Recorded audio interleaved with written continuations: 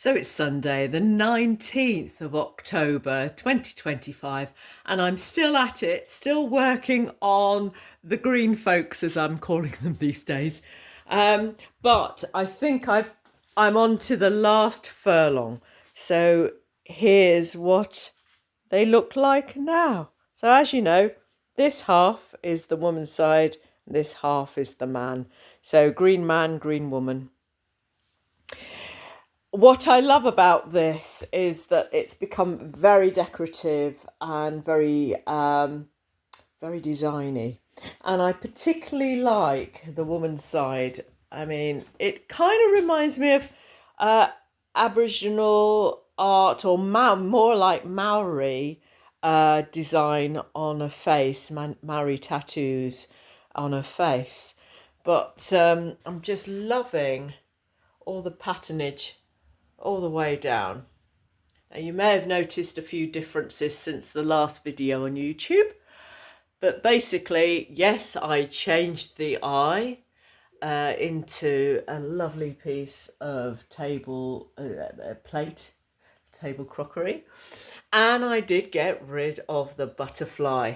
A few of you guys did mention that it looked a little bit incongruous, so I did that thing straight after the last video, which was about 3 weeks ago.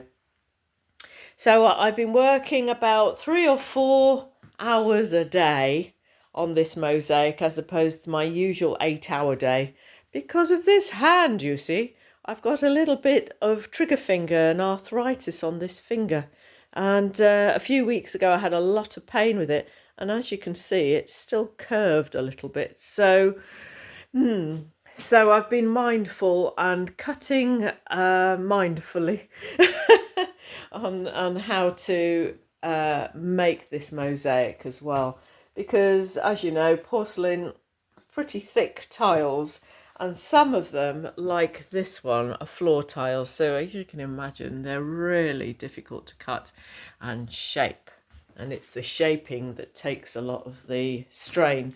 But having gloves on, like safety gloves, and the particular tools I use, like the Montolit wheel nippers, are the main idea really, and a heavy duty score snapper like the Rubi heavy duty Star 63, I think it is. Anyway, all the details of all the materials and tools are mentioned at the bottom of this in the description box. So what do you think of it so far? I'm really enjoying it. I'm really enjoying it. And it's one of those that somebody suggested this the other day on my Facebook page. It's like finishing a really good book and you don't want to finish it. So it's one of those really when you feel a bit sad when you're coming to the end of it. I think I've only got about 3 sections to do, namely this background here behind the hair.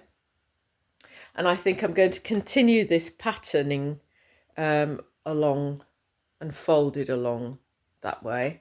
I've got the background to fill in here, which I'm going to do with this. This might be just one tile, for example. And as you know, I'm going to have fixings here. Namely, where are they? There we are. The Marmox fixings. And it comes with its own toughened screws, which, well, they're like nails really. So you pop them in, and then you hammer in the nails in there, and that would help the plug to spread out and grip onto the wall. So that's the second section. The third section obviously is the background here. So I'm still considering whether this should be orange so that her hair is flowing, sort of thing. So it just infills the whole area. There was an idea that we would have a sun and moon and sky and all of that, but I think it just needs to be infilled with the figures. So yeah, so this is what it looks like now. And it's making sense now that it's all infilled. And I've got lots of detailing here as well, and a little bit of sparkly. And I do like the tortoise there. My favourite, I still think, is the frog. I love that tree frog. It's just right. And the mushrooms to go with it. Delightful, delightful.